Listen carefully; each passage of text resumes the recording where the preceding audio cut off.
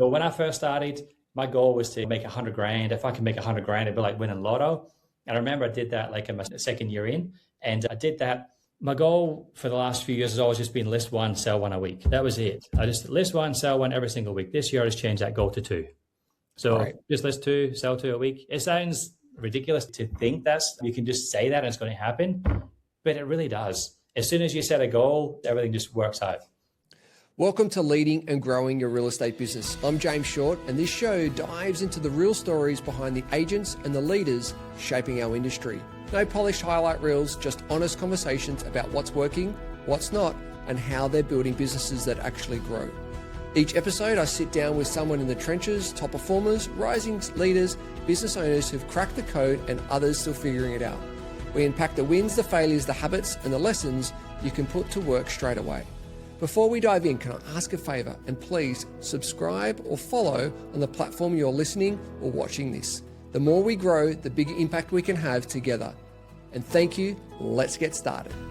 Welcome back to the show. We are very excited to have an amazing guest with us today.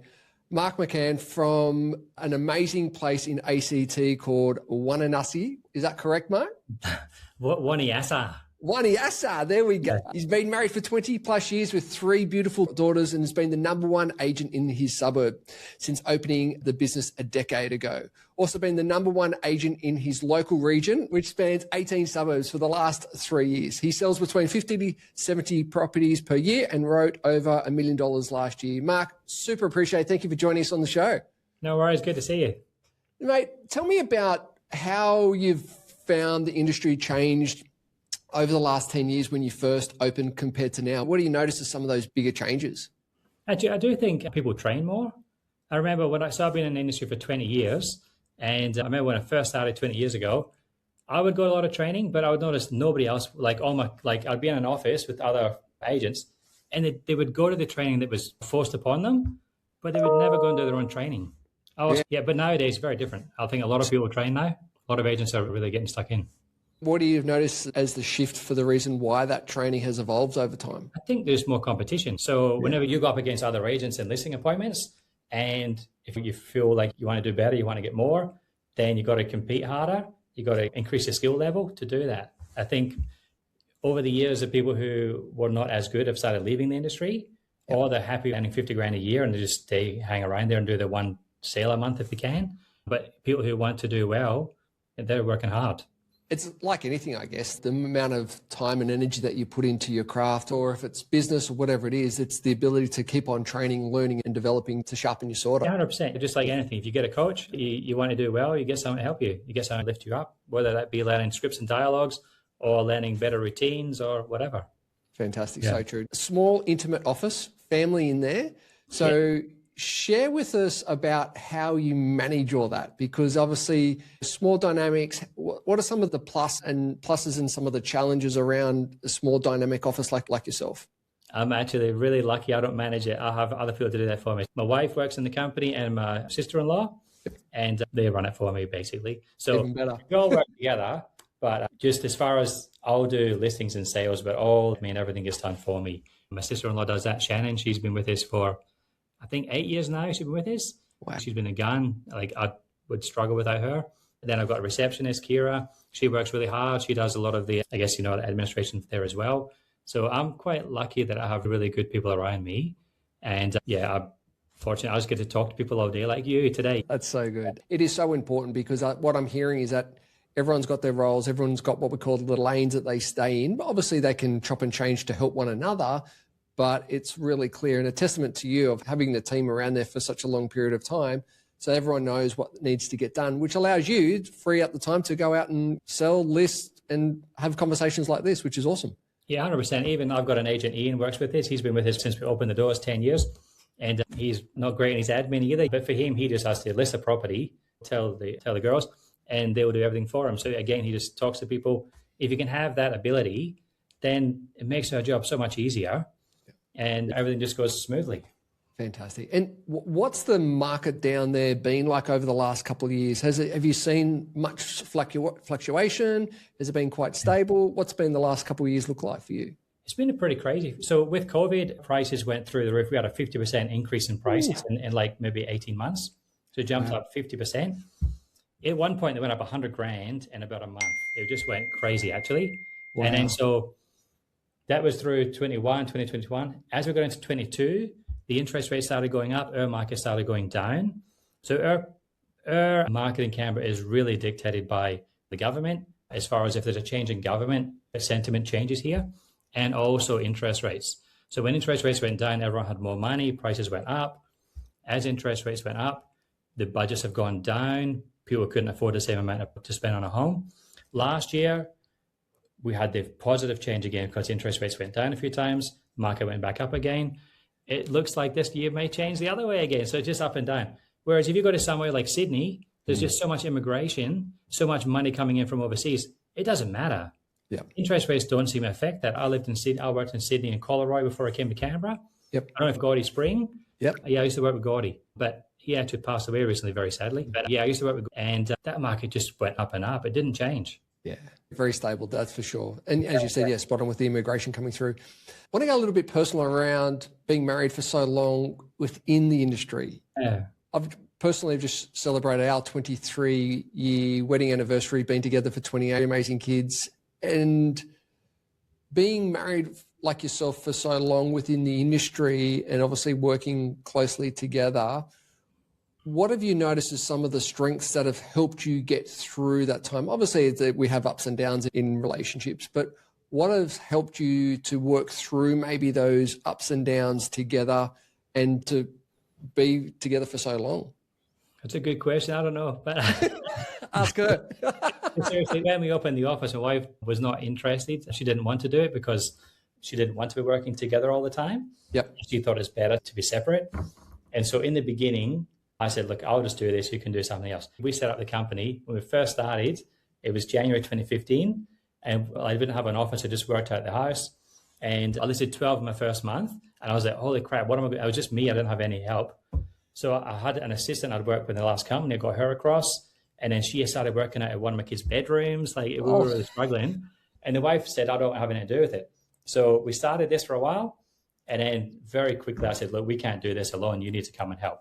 And so she did. She worked on the books because we had young kids. She would stay at home with the kids. I would be out all day. We ended up getting an office within the first 3 or 4 months. Got the office. We started working from the office. She worked from home. So we're still separate. Yep. And then over the years, she has worked more and more in the office, which it's worked out very well. And I guess I'm fortunate that I'm more reserved. I'm more, what's that thing? Like an introvert? Introvert, that's the word. Yeah, introvert. Yep. She's very extroverted. So we're totally opposites. So she'll go out, she has lots of friends, she goes and does a lot of that. I'm more quiet and I'll actually prefer to sit at home, watch TV or whatever. So even though we're together, we also do have a lot of time apart, which I think matters. That's great. Yeah, so I think you can't be in each other's pockets all day, every day, or it doesn't work out well for you. Yeah, congratulations, a huge testament. So well done. It's thank you. Very exciting for you both. What's on some of the exciting projects that you may be currently working on or coming up over the next 6 to 12 months for you guys? So we just had a really good year last year. We've just tweaking our branding a little bit. I don't know why, but every few years I feel like I need a change. So we're just going through that again. Now we've been together. We've been in the business for 10 years. I think we've changed the brands 4 times. But just like little tweaks, little this and that. I just think, I don't know. You look at Apple or big companies, like they're always changing. They're always innovating. So I feel like we should do the same to keep fresh. But this year, I really want to have a good crack. I feel like we've been fortunate and I haven't actually pushed myself as hard as I could have, but things just keep working out. And this year I thought maybe I'll have a good crack at it. I think I did 60 deals or 62 deals last year. I'd maybe like to get closer to 100 if I can. Wow, fantastic. Yeah. And what do you think? Agents I know who are doing over 100 deals. So if they can do it, why can't I? Totally. And what do you think is going to be the game changer for you? Is it the branding to take you from the 60 to 100? Or? Just because I honestly get bored. So I don't think you can, but you do the same thing every single day in, day out. And you need to do something. I feel like I need to do something to keep myself energized and excited. So I'll change things like that. And I know my staff hate it. They're always complaining that I'm always changing things. But otherwise, you just get a bit bored. So I think just coming down to you have levels, don't you? Yeah. So when I first started, my goal was to make 100 grand. If I can make 100 grand, it'd be like winning lotto. And I remember I did that like in my second year in. And I did that. I remember going talking to my boss and I said, oh, this is amazing. And he just literally made fun of me. He goes, oh, we put your feet up. You may as well retire now. And I thought, it's just increasing your own thresholds, isn't it? So you went from doing 20 deals to 30 to 50 to 70. So you have to set yourself goals. Yeah. So I think goal setting really is the big thing. So my goal for the last few years has always just been list one, sell one a week. That was it. I just list one, sell one every single week. This year I just changed that goal to 2. So just list 2, sell 2 a week. It sounds ridiculous to think you can just say that and it's going to happen, but it really does. As soon as you set a goal, everything just works out. So true. I love that because it is breaking it down into what would the 100 look like over the week. It's the ability, as you said, just to break it down. And it's quite interesting. I just did the 3-day summit with Tony Robbins. Oh, cool. And he was saying, if you're not growing, you're dying. You get to a goal and you go, cool, it may not last 6 hours, 6 days or 6 weeks until you set the new goal. And then it allows you to continually grow and develop, because if you're not growing, then you're actually declining. So testament to you to really keep on pushing that envelope and saying, let's go from 1 to 2 a week, and that will go from 50. And it's that exponential growth. Conceptually, it's not a huge jump from 1 to 2, but at the end of the year, when you've gone from, say, 60 to 100, that's a great jump. So well done. I did it going back about 5 or 6 years ago. I set my goal back then. This is, I don't know how, 5 or 6 years ago. And I said, I want to do 2. And I did it for 6 months. So I did 50 in the first 6 months of the financial. And I thought, I'm on track. Everything's perfect. And I went on holiday at Christmas and it all crashed and burned. I didn't want to go back to work in January. I know it's possible. I know I've already done it. But when I come back after Christmas that year, I just lost it. I couldn't be bothered. I just felt drained. I felt really drained. So this year I changed it. I said, I'm going to start in January. I'll have a holiday at Christmas. I'll start in January now. Yeah. Fantastic. Good stuff. Now, Mark, on the show, we have our 60-second quiz to find out a little bit more about our guests. Are you willing to play? Yeah, sure. No worries. All right, here we go. What's your favorite movie? Favorite movie? I do love all the old ones, Back to the Future and that, but I reckon probably my favorite movie would be Anywhere in the State. I really like that. Will Smith, Gene Hackman, I think it is. That's an unreal movie. I love that movie. Love it. Cool. What's your favorite food? Favorite food? Probably chocolate. Like, I know it's really bad. I know it's like, I've changed. I really love chocolate, but recently I've changed to dark chocolate, so it's not as bad for the waistline. Got it. Where's your favorite holiday destination? I like to go to different places. I'm from Scotland. I've lived in New Zealand for a couple of years, lived around Australia, lived back in the UK, whatever. But I just got back from Singapore last week. We went over to Singapore with the family for a week. It was an unreal holiday. I just think rather than going to the same place all the time, it's good to go different places. My next holiday is going to be Egypt. I want to go to Egypt. I think it's good to, rather than go to the same place, try new experiences, go and see new cultures. Do you have a morning routine, and what is it? I do exercise every morning. I usually exercise around 45 minutes every single day, except for Sundays. But I used to take one every week. But I like to exercise every day. I don't usually eat in the morning. I usually wait till lunchtime before I eat. So I fast until lunch. I usually try and listen to some motivational. I listened to one of your ones with Dr. Fred the other day. Yeah, he's incredible. I listened to your podcast with him. But every day I try and just listen to some motivational. Fantastic. And what about evening? Do you have an evening routine? Evening, we always have dinner together. I've got 3 kids. The kids do gymnastics, so they don't finish gymnastics until 7:30. So we have a late dinner. So 8 o'clock, we sit down, have dinner as a family, and then we usually watch half an hour of TV together. Usually some lighthearted. We watch Superstore at the moment. Don't know if you've seen that. It's fun, actually. Good for the whole family. Yeah, so we watch that, and then they go to bed. So usually dinner at 8, kids go to bed at 9, and my wife and I will just chill out for a bit. Fantastic. Love it. Do you have a most embarrassing moment?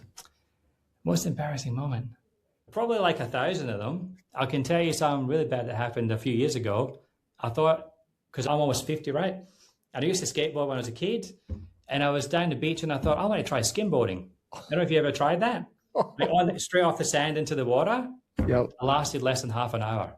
It was literally, I went and got a skimboard, jumped on it. Within about 10 goes, fell over, broke my collarbone. It took me like a good 6 months to heal and get back on. Yeah. I don't know. There's lots of embarrassing, but that's probably the most recent. That's a good one. That is a good one. If you could choose 5 inspirational people to have dinner with, they could be dead or alive, who would they be? So I guess they're probably inspirational, like Mandela, I think, Muhammad Ali. I think both of them actually, they stood up for what they believe in and they went to jail for it, which I 100% agree with what they did. I think Bob Dylan, Mac Miller, he's passed away now, but I love his music. So I think them. I love music, probably the Beastie Boys as well. That's fine. I'll take it. Yeah, that's probably it. Love it. Fantastic. Do you have a biggest regret? Biggest regret? When I was younger, I did a lot of dumb stuff. I used to go out and party a lot and do a lot of things which may not have been that smart. But I do think that makes you who you are. And I do think I wouldn't be where I am today if I didn't go through all of that. So probably, I don't think so. I think I just believe things work out. And I've been through all of those bad times and ups and downs, and life's great. So I don't think I would change anything, or I wouldn't have the same life I have now. I wouldn't be working here. So I think without that, things wouldn't be where they are. It's all meant to be, isn't it? I believe that 100%. Fantastic, fantastic. Now, if you were Prime Minister for the day, what's one thing that you would change? I reckon taxes. I reckon tax is just not equal the way it should be. I think, you've got your big corporations who never pay tax, or they postpone it all. You've got your Googles and Amazon that come into the country and they have offshore companies, so they don't pay tax here. I know a couple of years ago that Adani came into Australia, and Australian government paid him billions of dollars to set up a mine because it was going to bring jobs. And then he set the mine up, which pollutes the Great Barrier Reef. But he brought all the workers in from India to come and do the work. So it didn't even generate any jobs, maybe a few, but in general, not very many.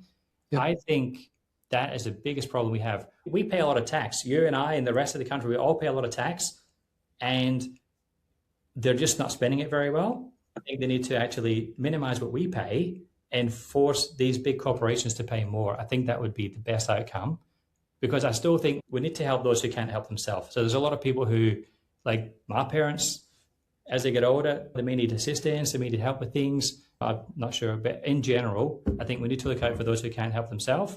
Yeah. But we need to stop giving all these big companies a free pass. Yeah, great. Fantastic. And what would be your best piece of advice? I think we mentioned goals before. I think I'm a very big proponent of the law of attraction, right? Yep. I think if you believe something that's going to happen, I didn't understand that until I started doing it myself. So until I started writing things down and believing that they would happen, I was lost and I didn't know where I was going to end up. As soon as I believed in that and I started writing things down, setting goals, everything just worked out the way I wanted it to. So I think biggest piece of advice would be find out about the law of attraction and follow it. So set goals. You can be what you want to be. You can actually, everything in life is achievable. We're all equal. You can do whatever you want. You just have to believe and actually go for it. Awesome. Love that piece of advice. Yep. So resonant with our messaging. So love it. Well, I'm sure if you went to see Tony Robbins, he would have talked about exactly the same thing. Totally. Yeah. So where can the audience follow your journey, find out more about you in the business? Where's the best place to find you? We have social media, Facebook, McCann Properties, website. Yeah. Your clients may not want to follow me. My clients here in Tuggeranong. Definitely. I've actually got a few mates down in Canberra, so definitely reach out. That's fantastic. Yeah, that's cool. Mark, yeah. Excellent. Mark, really appreciate your chat today, your insights and your knowledge and your expertise. Thank you so much for joining us on the show. Good on you, mate. Thanks. Cheers, James.